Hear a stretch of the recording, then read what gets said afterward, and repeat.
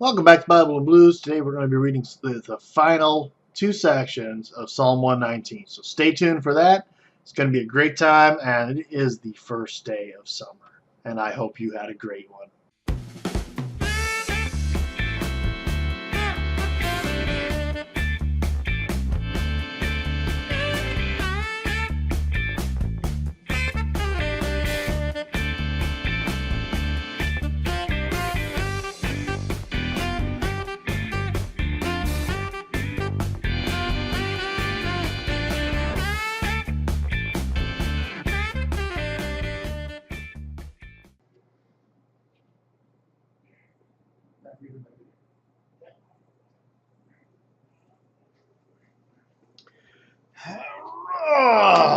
Oh, welcome back to Bible and Blues. And today was the first full day of summer. It was the longest day of the year, and it was a long day. So, what um, got up a little bit late and decided, okay, I'll go do my video in the car, okay? And then I got out of the house a little bit late, got to work with just minutes to spare, so I couldn't get the video done. Then, okay, this takes a little preface. Let me preface this with, I love the idea of minimalism. I love the idea of paring down, of not having so much stuff, of not being tied down to it, not being owned by your stuff, not being, not having your stuff run your life. That being said, I'm not very good at it. Now, but I love the idea. I love the idea of minimalism. I love the idea of tiny houses. I live in a 1,200 square foot house. And I actually don't want anything bigger than this. I'd actually like to go smaller in the future. However, I have a lot of stuff. Okay. That being said, I also, after work, the last 2 days, I've spent getting stuff from my sister's house. She's downsizing. She recently lost her husband, so pray for her and her grief on that. But she's paring down. She's getting smaller. She's going from a really huge, house with lots of space and lots of room for all kinds of stuff, and she's going to a condo. And so I ended up. One of the things I ended up with was actually 2 sets of deck furniture. Okay. I don't have a deck. Well, not much of a deck. I have a little, 6 by 10 deck, kind of thing. And trust me, this is a lot of deck furniture. This is a lot of yard furniture for me. I'm trying to decide what I'm going to do with all of it. Okay, it's that much.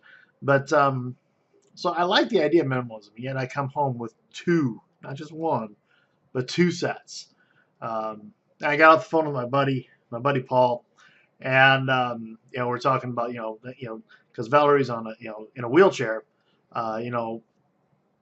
she has a tough time getting through the grass. So one of the things we're talking about is pouring a concrete pad of some type for her, and then possibly even pouring it in such a way that it has a fire pit in it out to the edge. It's just an idea, kicking out ideas of things to do.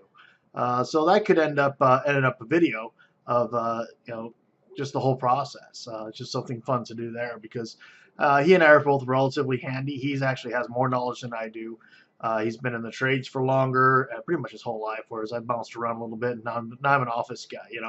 I work in carpet land on phones and gained about 40 pounds in the process. He's still out there, busting hump and working, and he's one of those guys. He's really irritating just because it doesn't matter what he does if he doesn't gain weight. He's a skinny guy. He's like, I got a little belly here. I'm just like, yeah, shut up. It's like I look at a piece of cake and gain a pound. He eats like a big bag of chips and really bad food, and he stays just as skinny. Whatever. Anyway, just that metabolism thing. Y'all have a friend like that? Do you have somebody like that in your life that's like that? That's just, no matter what you do, you can't keep the weight off. But no matter what they do, they can't put it on. And so I'm not. Trust me, I really think I'd rather be on the thin side. Um, anyway, so that's kind of what my first full day of summer was like. Yesterday I was picking up some stuff, and then today I had a lot more to get, and I got most of it.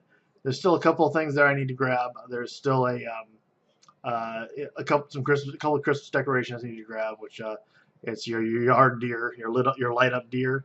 Yeah, I want some of those. So I'm getting those.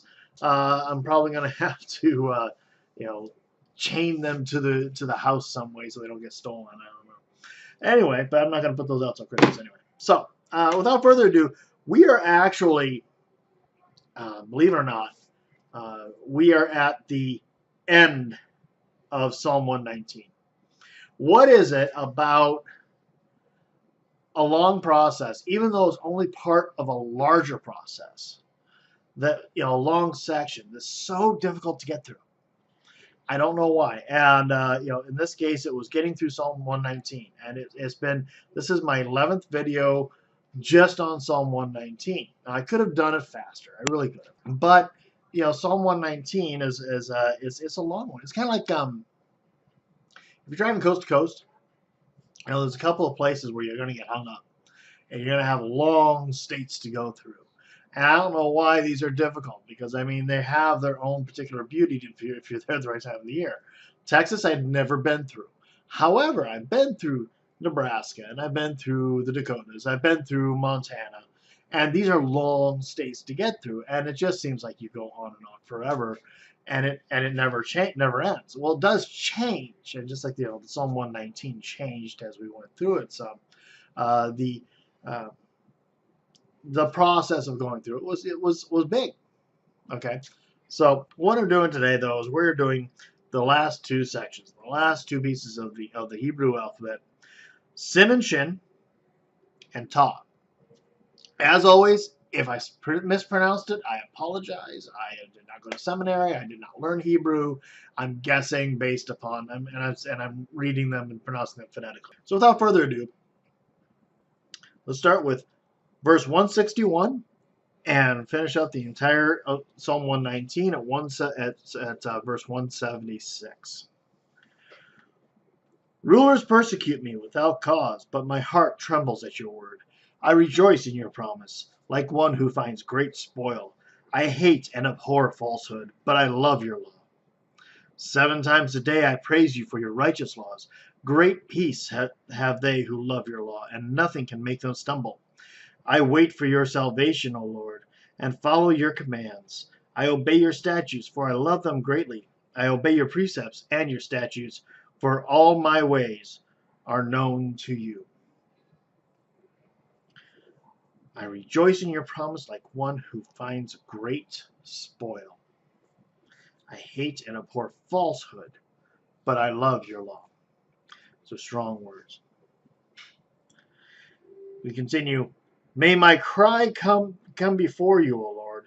Give me understanding according to your word. May my supplication come before you. Deliver me according to your promise. May my lips overflow with praise, for you teach me your decrees. May my tongue sing of your word, for all your commands are righteous. May your hand be ready to help me, for I have chosen your precepts. I long for your salvation, O Lord, and your law is my delight. Let me live that I may praise you. May your laws sustain me.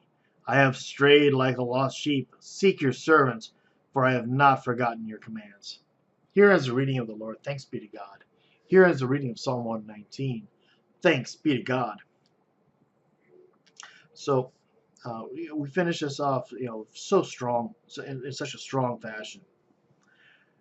May my supplication come before you. Deliver me according to your promise. May my lips overflow with praise, for you teach me your decrees. May my tongue sing of your word, for all your commands are righteous. May your hand be ready to help me, for I have chosen your precepts. I have chosen your precepts. That's a very important aspect of faith. I have chosen your precepts.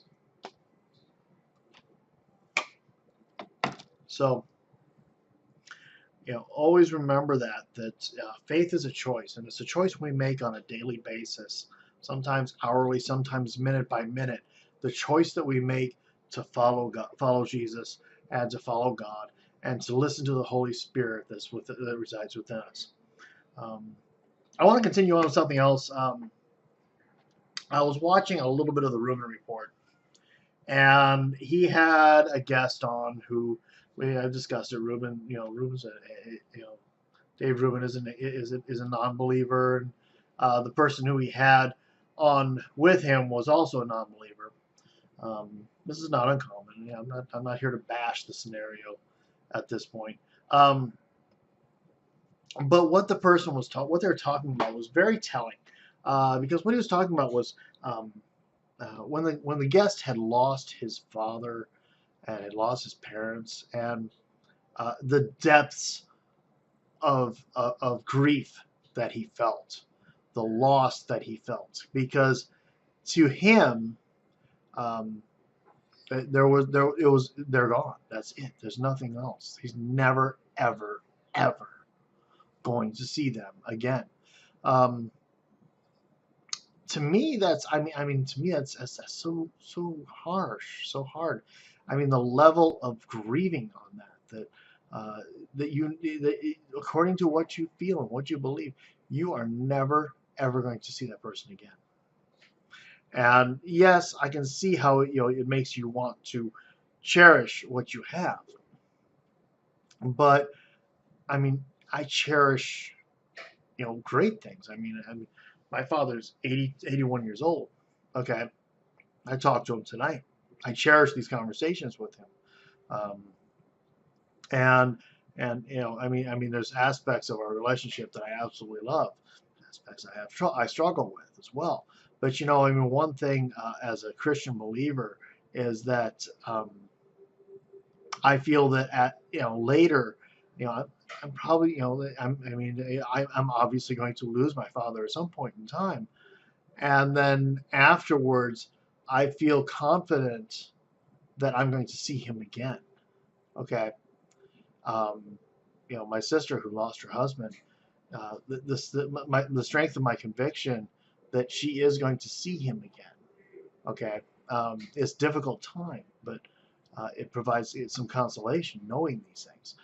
So anyway, that's just, I don't know why I want to put that in there tonight, but I did. Maybe there's somebody out there that can use that.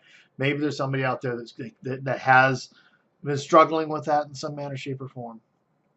I don't know. We're going to discuss it another time at some point. I'm sure of that. So what did you think of tonight's reading? What did you think of the whole series of Psalm 119 all through it? We've done 11 videos. We've sat together for 11 times doing different things. What was some of the highlights of that for you? Did you, I'm talking about Matthew McConaughey thing here, but with my hand. So, let's face it, he is cool. But so what did you get out of that? How did you feel about it? Did you get the concepts of the righteousness and following God and His statutes and His law and loving His law, not feeling burdened by it, not feeling put upon by it, not feeling like it was a hardship that you had to put up with? Do you feel when you follow the law of God, do you feel uplifted by it and strengthened by it? Do you feel it's as you follow Jesus and follow God and listen to the Holy Spirit who resides with us? Do you feel the joy involved in that? And then to me, that's a lot of Psalm 119. What I read in Psalm 119 all throughout it was, you laid your statutes down. I picked them up, and I follow your statutes and your precepts, and I love them, and I love you, Lord. I think that was a big deal, a big part of it. Anyway, I really appreciate you walking through this one with me. We're going to pick up with the next one in Psalm 120. It's a much shorter one. It is by itself. and it's actually as big as just one of these sections. It's only 7 verses, so it's a pretty short one. So I really appreciate you coming with me on this one, and I'll talk to you later. God bless. You have a great day. Be sure to like, follow, and share what you see here. Share it with an atheist. Just dig into them a little bit. It's a lot of fun things.